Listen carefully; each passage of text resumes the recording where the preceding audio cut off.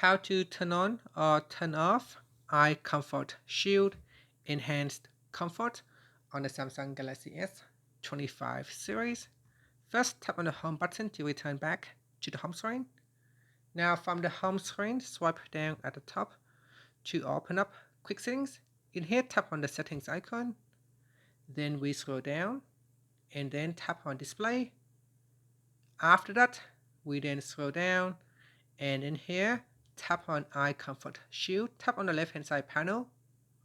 Then we go down to the last option and tap on Enhance Comfort.